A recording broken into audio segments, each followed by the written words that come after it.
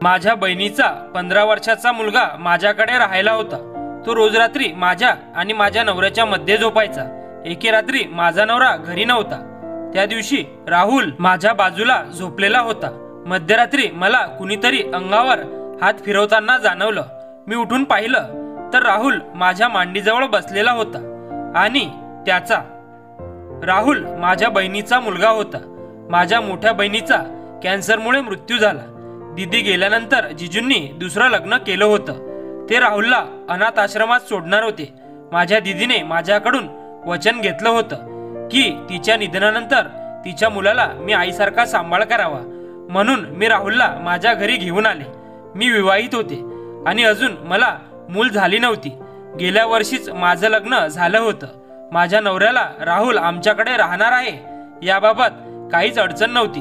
उलट तो राहुलवर खूप प्रेम करायचा। माझ्या घरी मी आणि माझा नवरा दोघच होतो। माझे सासू सासरे माझ्या मोठ्या दिराकडे राहत होते। दीदीच्या अचानक जाण्याने राहुल खूपच खचला होता। तो आता 15 वर्षाचा होता। मी त्याला एका चांगल्या शाळेत दाखल केलं होतं। तो आता 9वीत शिकत होता। राहुलला मी त्याची स्वतंत्र खोली दिली होती। सुरुवातीचे 2-3 दिवस तो त्या खोलीत झोपला। त्यानंतर एक रात्री तो रडत रडत माझ्या जवळ आला आणि म्हणाला, मावशी, मला एकट्याला झोप येत नाही। आई नेहमी मला तिच्या जवळ झोपवायची, तू पण मला तुझ्या जवळ झोपव ना। राहुलची आईच्या मायेसाठीच्या तळमळीने माझे डोळे भरून आले। त्या दिवसापासून मी त्याला माझ्या जवळ झोपवू लागले। राहुल हळूहळू आईच्या आठवणीतून सावरत होता। राहुलला माझ्या घरी आणून 1 महिना पूर्ण झाला होता। सगळं काही सुरळीत चाललं होतं। माझा नवरा एका मोठ्या कंपनीत नोकरी करत होता। तो रोज सकाळी 10 वाजता घराबाहेर पडायचा। राहुलही 12 वाजता शाळेसाठी निघायचा। त्यानंतर घरात मी एकटीच असायची। एके दुपारी मी मार्केटमध्ये गेले होते। भाजी खरेदी करत असताना अचानक माझी नजर उजव्या बाजूला गेली। माझ्या शेजारी माझे जिजू त्यांच्या दुसऱ्या बायकोसोबत उभे होते। तेही तिथे भाजी खरेदी करत होते। आमची नजरानजर झाली। त्यांनी माझी ओळख त्यांच्या नवीन बायकोशी करून दिली। त्यानंतर तिला पुढे पाठवून ते मला म्हणाले, मधू, तू माझ्या मुलाला तुझ्याकडे ठेवलंस, ही गोष्ट खरोखरच चांगली आहे। पण मी तुला अजूनही सांगतोय, अजून वेळ गेलेली नाही। त्याला एखाद्या हॉस्टेलमध्ये ठेव, कारण तू अजूनही त्याला लहान समजतेस, पण तो तसा नाहीये। माझी दुसऱ्या लग्नाची बायको तरुण आहे। राहुलने तिला कधीच आई म्हणून स्वीकारलं नसतं, म्हणूनच मी त्याला अनाथ आश्रमात ठेवणार होतो। आणि अजून काही कारण आहेत ज्यामुळे मला तसं करावं लागलं। अजूनही वेळ आहे। जितक्या लवकर शक्य होईल तितकं लवकर तू त्याला एखाद्या हॉस्टेल किंवा अनाथ आश्रमात ठेव, कारण तुझंही नवीन लग्न झालं आहे। त्याच्यामुळे तू तुझ्या आयुष्यात अडचण का निर्माण करतेस? जिजूंचं बोलणं मला अजिबात आवडलं नव्हतं। स्वतःच्या मुलाबद्दल ते जे काही बोलत होते ते त्यांना मुळीच शोभणारे नव्हते। त्यावेळी मला इतका राग आला की मी सरळ त्यांना म्हणाले, जिजू, आजपासून ना तुमचा माझ्याशी संबंध आहे ना तुमच्या मुलाशी। मी पुढे स्पष्ट सांगितलं, माझ्या बहिणीला मी वचन दिलं आहे आणि ते मी नक्की पाळणार। मी माझ्या राहुलला असं एकटं सोडू शकत नाही। जिजू काही बोलणार तोच मी तेथून निघून आले। मी अगदी रागात घरी आले तेव्हा राहुल शाळेतून परतला होता। मला रागावलेली पाहून तो माझ्या जवळ आला आणि म्हणाला, मावशी, काय झालं? तू इतकी का चिडली आहेस? राहुलचा निरागस चेहरा पाहताच माझा राग शांत झाला। मी त्याला हातपाय धुवायला सांगितलं आणि नंतर आम्ही दोघं बसून चहा बिस्किटं खाल्ली। संध्याकाळी माझा नवरा सुमित ऑफिसमधून घरी आला। दुपारी बाजारात जिजू आणि माझ्यात जे काही बोलणं झालं त्याबाबत मी ना सुमितला ना राहुलला काहीही सांगितलं। आम्ही तिघांनी रोजप्रमाणे एकत्र जेवण केलं। रात्री झोपण्यापूर्वी माझा नवरा राहुलला म्हणाला, राहुल, तू काही दिवस तुझ्या खोलीत झोप। राहुलने काकांचे बोलणे ऐकले आणि तो आपल्या खोलीत गेला। मी सुमितला विचारलं, तुम्ही राहुलला अचानक त्याच्या खोलीत का पाठवलं? तेव्हा सुमित म्हणाले, मधू, तुला नाही वाटत का की कधी कधी नवऱ्यालाही वेळ द्यायला हवा? मधू, आपल्याला लग्नाला अजून वर्षही झालेलं नाही आणि एवढ्यातच आपल्यातली जवळीक कमी झाली। सुमित काय सांगू इच्छित होते ते मला लगेच समजलं। त्यांचं म्हणणं बरोबरच होतं। गेले काही दिवस मी सुमितला अगदीच दुर्लक्ष केलं होतं। मी त्यांना वेळच देत नव्हते, हे मीच विसरून गेले होते। मी सुमितला सॉरी म्हटलं आणि त्यांना प्रेमाने मिठी मारली। ते पुढे माझ्याजवळ येणार तोच मी थोडी लांब झाले आणि राहुल झोपलाय का हे पाहण्यासाठी त्याच्या खोलीत गेले. राहुल गाढ झोपला होता. हे पाहून मी पुन्हा माझ्या खोलीत आले. सुमित माझी वाट पाहत जागे होते. राहुल बाबत सुमित मला कधीच काही बोलत नव्हते, कारण त्यांनाही माहीत होतं की आता मी राहुलसाठी आईच्या जागी आहे.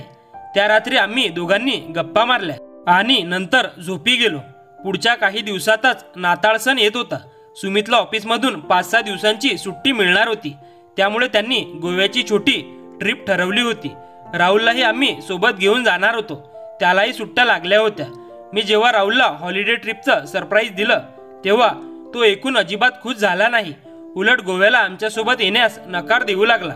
त्याला एकटं घरी सोडणं मला योग्य वाटलं नाही, म्हणून मी सुमितला गोव्याला जाण्यास नकार दिला. मी म्हणाले आपण नंतर कधीतरी जाऊ. यावर सुमितला थोडा राग आला. माझ्या नाकारानंतर त्यांनी त्यांच्या काही मित्रांसोबत गोव्याला जायचं ठरवलं. त्यावर मी काहीच बोलू शकत नव्हते, कारण मीच त्यांना नकार देऊन नाराज केलं होतं. सुट्टी लागताच सुमित ऑफिसमधील मित्रांसोबत ट्रिपला गेले. त्यांच्या गेल्यानंतर मी आणि राहुल आम्ही दोघंच घरात होतो. राहुल तसा शांत स्वभावाचा मुलगा होता. तो कधीच कोणत्याही गोष्टीसाठी हट्ट करत नसे. आता काही दिवस राहुललाही सुट्ट्या होत्या. राहुल शाळेसोबतच दुसऱ्या कुठेही जायचा नाही, पण आता त्यालाही सुट्ट्या असल्याने मी त्याला बाहेर फिरायला घेऊन गेले. त्या दिवशी आम्ही एक चित्रपट पाहिला. चित्रपट पाहताना राहुल माझ्या खांद्यावर डोकं ठेवून झोपी गेला. दिवसभर मजा मस्ती करून आम्ही संध्याकाळी घरी आलो. घरी येताच राहुल सरळ माझ्या खोलीत गेला आणि झोपून गेला. मी झोपायला गेले तोपर्यंत तो गाढ झोपला होता, म्हणून मीही त्याला न उठवता माझ्या बेडवर झोपले. राहुल माझ्या शेजारी झोपला होता. मध्यरात्री अचानक माझी जाग आली. राहुल मला मिठी मारून झोपला होता. कदाचित त्याला त्याच्या आईची ऊब वाटावी म्हणून तो माझ्याजवळ झोपला असावा असं मला वाटलं आणि मीही परत झोपी गेले. सकाळी उठल्यावर आम्ही दोघांनी मिळून नाश्ता केला, पण नाश्ता करतानाही राहुल सतत मोबाईलमध्येच गुंतलेला होता. मी त्याच्याजवळ गेल्यावर तो मोबाईल लपवायचा, कारण मी त्याला मोबाईलवर व्हिडिओ गेम खेळू देत नव्हते आणि त्यामुळेच तो नेहमी माझ्यापासून मोबाईल लपवत असे. सुमित ट्रिपला गेले होते आणि त्यानंतर राहुल सतत माझ्या जवळ झोपायचा. रात्री झोपताना तो मला बिलगून झोपत असे. राहुल माझ्यासाठी मुलासारखाच होता, पण काही दिवसांपासून राहुलचं वागणं थोडं वेगळं वाटू लागलं होतं. त्याच्या स्पर्श करण्याच्या पद्धतीत एक विचित्रपणा जाणवत होता. तो अचानक माझ्या खोलीत यायचा. एके दिवशी मी माझ्या खोलीत कपडे बदलत होते, तेव्हा राहुल अचानक आत शिरला. त्याला पाहून मी पटकन बाथरूम मध्ये गेले. कपडे बदलून बाहेर आले तर राहुल बाथरूमच्या बाहेर उभा होता. मी त्याला विचारलं, राहुल असं अचानक खोलीत कसा आलास? तेव्हा तो म्हणाला, मावशी घरात खूप बोर होतंय म्हणून तुझ्याजवळ थोडा वेळ घालवायला आलो. राहुलचा निरागस चेहरा पाहून त्याला रागवण्याची इच्छाच होत नव्हती. तो खोलीत आल्यावर मी त्याच्यासोबत बुद्धिबळ खेळायला बसले. असेच काही दिवस गेले. माझा नवरा सुमित ट्रिपवरून परत आला होता. तो घरी आल्यानंतरही राहुल माझ्याजवळ झोपण्याचा हट्ट करत होता. मी राहुलला अनेक वेळा समजावलं की तू तुझ्या खोलीत झोप, पण तो काही ऐकत नव्हता. त्याच्या हट्टापायी मी त्याला माझ्या शेजारी झोपू दिलं. तेव्हा मात्र सुमित थोडा रागावला होता. तो म्हणाला, राहुल आता लहान मुलगा नाहीये, त्याला त्याच्या खोलीत एकटं झोपू दे. पण राहुल माझ्यापासून दूर झोपायला तयारच नव्हता. त्यामुळं माझ्या आणि सुमितच्या दरम्यान वाद होऊ लागले. आता सुमित राहुलच्या खोलीत झोपायला लागला आणि राहुल माझ्याजवळ. एक मध्यरात्री मला माझ्या अंगावर कुणीतरी हात फिरवताना जाणवलं. मला वाटलं की तो सुमित असेल, कारण स्पर्श अगदी त्याच्यासारखा होता, म्हणून मी त्याच्या जवळ सरकली. पुढचे 1-2 दिवस असंच घडत राहिलं. झोपेत असताना मी उठण्याचा प्रयत्न करत असे, पण अचानक मला अधिक झोप येत असल्यासारखं वाटायचं. सुमितच्या अत्तराच्या सुगंधामुळे अधिक गुंगी यायची. मला वाटलं सुमितचा माझ्यावरचा राग आता ओसरला आहे, कारण तो रात्री माझ्याजवळ झोपायला यायचा आणि सकाळी उठून लवकर निघून जायचा, जेणेकरून मला वाटावं की तो अजूनही रागावलेलाच आहे. त्या दिवशी सकाळी मी त्याला टिफिन दिला आणि तो ऑफिसला निघताना मी त्याला मिठी मारली. तेव्हा सुमित म्हणाला, मधू हे खोटं प्रेमाचं नाटक माझ्यासमोर नको करूस. आता तुझ्यासाठी नवऱ्यापेक्षा तुझा भाचा राहुलच अधिक महत्त्वाचा झाला आहे. तुला माझी काहीच काळजी राहिली नाही. असं बोलून तो टिफिन घेऊन घराबाहेर गेला. मला काहीच कळत नव्हतं, कारण गेल्या 2-3 दिवसांपासून तो रात्री माझ्याजवळ झोपायला यायचा. तरीही तो असं का बोलला हे समजत नव्हतं. सुमित ऑफिसला गेल्यावर मी राहुलचा टिफिन त्याच्या बॅगेत ठेवायला गेले. टिफिन ठेवताना मला त्याच्या बॅगेत एक अत्तराची बाटली सापडली. मी ती उघडून सुगंध घेतला आणि मला जागेवरच गरगरल्यासारखं झालं, कारण तो सुगंध अगदी तसाच होता जसा मला गेल्या 2-3 रात्री सुमित माझ्याजवळ आल्यावर वाटायचा. पण राहुल त्याच्या शाळेच्या बॅगेत ती अत्तराची बाटली का ठेवत होता? राहुलच्या बॅगेत अजून काय आहे ते मी पाहू लागले. तेवढ्यात मागून राहुल आला आणि त्याने माझ्या हातून त्याची बॅग हिसकावली. तो म्हणाला, मावशी तू माझ्या बॅगेत काय शोधतेस? त्यावर मी त्याला म्हणाले, अरे काही नाही, मी तुझा टिफिन बॅगेत ठेवत होते. बरं मावशी, असं म्हणून राहुल शाळेत जायला निघाला. तो शाळेत गेल्यावर मी घरातला पसारा आवरायला घेतला. त्या रात्री माझ्यात आणि माझ्या नवऱ्यामध्ये जोराचं भांडण झालं. माझा नवरा सुमित राहुलला त्याच्या खोलीत झोपायला सांगत होता, पण राहुल काही केल्या ऐकायला तयार नव्हता. त्याच्यामुळे आमच्यातील वाद अधिकच वाढत होते. राहुल सर्व काही पाहत होता, पण तो माझ्यापासून लांब झोपायला तयारच नव्हता. राहुलसारखा शांत समजूतदार मुलगा अचानक इतका हट्टी का झाला होता हे काही मला कळत नव्हतं. त्या रात्रीही राहुल माझ्या शेजारी झोपला होता. माझ्या मनात विचार होता की आज रात्री जागून पाहावं, सुमित खोलीत येतो का? खोलीत अंधार होता. राहुल शेजारी झोपला होता. थोड्या वेळाने माझा डोळा लागला. अचानक मला कोणीतरी माझ्या अंगावर हात फिरवत असल्यासारखं जाणवलं. मी पटकन माझ्या शेजारचा नाईट लॅम्प सुरू केला. लाईट लागल्यावर समोरचं दृश्य पाहून माझ्या पायाखालची जमीनच सरकली. समोर माझा नवरा नव्हता, तर माझा भाचा राहुल माझ्या मांडीजवळ बसला होता आणि माझ्या अंगावरून हात फिरवत होता. त्याला पाहून मी पटकन उठून बसले. मी म्हणाले, राहुल तू हे काय करत आहेस? पण तो काहीही न बोलता एकटक माझ्याकडे पाहत राहिला. मी काय बोलत होते हे कदाचित त्याला समजतही नव्हतं असं मला वाटलं. मी फार घाबरले होते. लगेच मी त्या खोलीतून बाहेर आले.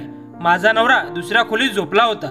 मी त्याला सगळं सांगितलं. सुमितच्या सल्ल्यानुसार दुसऱ्या दिवशी आम्ही राहुलच्या वडिलांना घरी बोलावलं. ते घरी येताच मी सगळं सांगितलं. तेव्हा जिजूनी सांगितलं, मधू मी तुला त्या दिवशी हेच सांगण्याचा प्रयत्न करत होतो, पण तू काहीच ऐकायला तयार नव्हतीस. मी तुला म्हटलं होतं ना की राहुल आता लहान राहिलेला नाहीये, त्याच्यामुळे तुला संसारात अडथळे येऊ शकतात. पण तू माझं काहीही ऐकलंच नाहीस. राहुलला मध्यरात्री झोपेत उठून बसण्याचा त्रास आहे. तो झोपेत असताना त्याच्या आईच्या अंगावर हात फिरवायचा. आता तो मोठा झालाय, त्यामुळे त्याचं असं वागणं चुकीचं समजलं जाऊ शकतं. म्हणूनच मी त्याला तुझ्याजवळ पाठवू इच्छित नव्हतो असं जिजूंनी सांगितलं. जिजूंचं बोलणं ऐकून मला राहुलच्या आजाराबद्दल समजलं. त्यानंतर जिजू राहुलला त्यांच्यासोबत घेऊन गेले. डॉक्टरांनी तपासणी केल्यावर सांगितलं की राहुल जसजसा मोठा होईल तसतसा त्याचा हा त्रास बरा होईल. सुदैवाने या आजाराची वेळेवर कल्पना आली आणि त्यामुळे माझा आणि सुमितचा संसार तुटता तुटता वाचला. मित्रांनो, या कथेतून आपण हे शिकतो की मुलांच्या वागणुकीत येणारे बदल हे नेहमीच निष्पाप नसतात. काही वेळा त्यांच्या वागण्यात आरोग्याशी संबंधित गंभीर कारणे लपलेली असतात. त्यामुळे पालकांनी किंवा पालकासमान व्यक्तींनी त्यांच्या वर्तनाकडे संवेदनशीलतेने आणि जागरूकतेने पाहिलं पाहिजे. लपवाछपवीपेक्षा वेळेत योग्य उपचार व समुपदेशन केल्यास नातेसंबंध तुटण्यापासून वाचू शकतात आणि मानसिक आरोग्यही सुधारू शकतं.